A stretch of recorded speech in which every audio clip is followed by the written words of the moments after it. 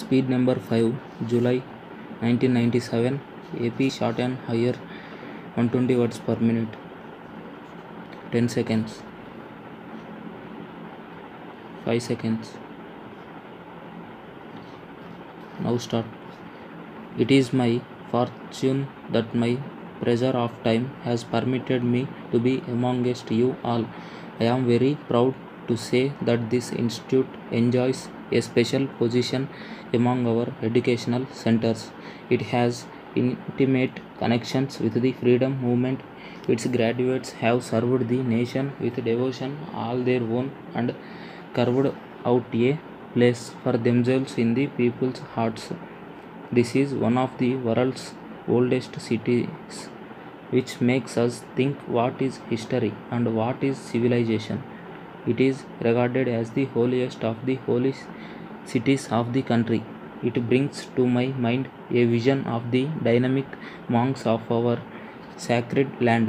One of them was a weaver by profession, who, in this home of brocades, taught us that the fabric of India has strands of more than one religion and that gods are woven into the prayers of our people. It also brings to my mind the very fact that the first college of modern education was founded here. I am reminded of a famous social reformer who had come here to study our ancient scriptures in their purity, but he became convinced that this nation could not live by its traditional knowledge alone. It is this realization which made him the first of the moderns. As I contemplate the history of this place, some more faces come before me, and each of them was in a way complementary to the other. One of them proclaimed that man cannot live by modern knowledge alone but needed the wisdom that had been discovered and bequeathed by the ancient sages. By a remarkable historical coincidence, the very first gathering of these leading lights of this university heard some plain speaking from the father of the nation, who had just come back from South Africa. His speculator achievements there had been hailed, but few realized them that he was to play the same role on the much vaster stage of India. He was still an unknown quantity in India, and so when he spoke of our social responsibility and especially our duty not to display wealth, it caused much resentment. Some were very uncomfortable, but within a year or two, the country was to find itself dominated by this intruder who challenged us to look around and identify ourselves with the poorest and the poor most oppressed, who told us that if only the people of India listened to the still small voice within them, they could simply defy the might of empire. It is out of this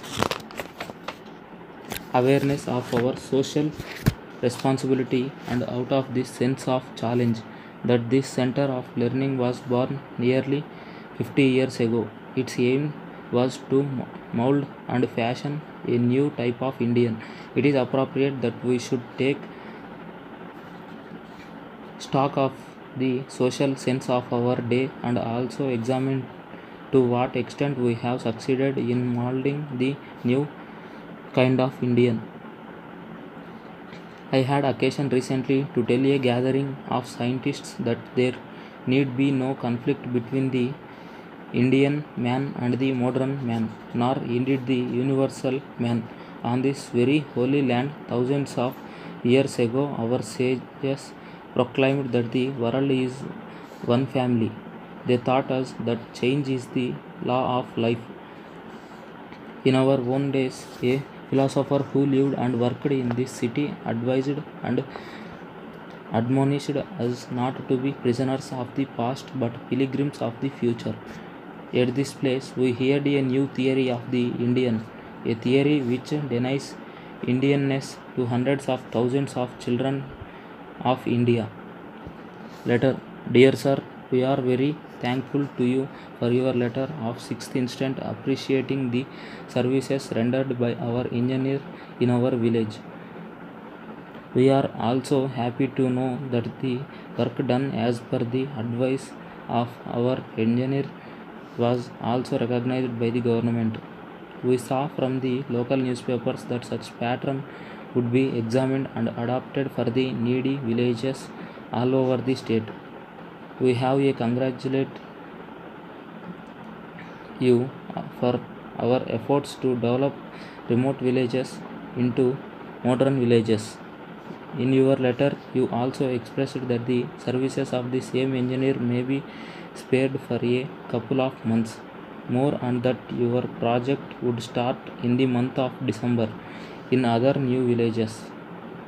In this connection, we have to inform you that the said engineer and his team are presently busy in Madras attending a workshop meant for developing very remote villages and hamlets of hill areas. There is no scope at all to provide any amenities in such backward hamlets and villages.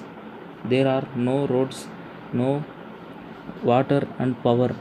As such, our team has to do some groundwork there and give proposals for certain schemes which are feasible, keeping in view the interests of the government to uplift the poorest and the weakest. As such, we have to inform you that it will not be possible for us to agree with your request for deputing the said team. Yours sincerely, consultant.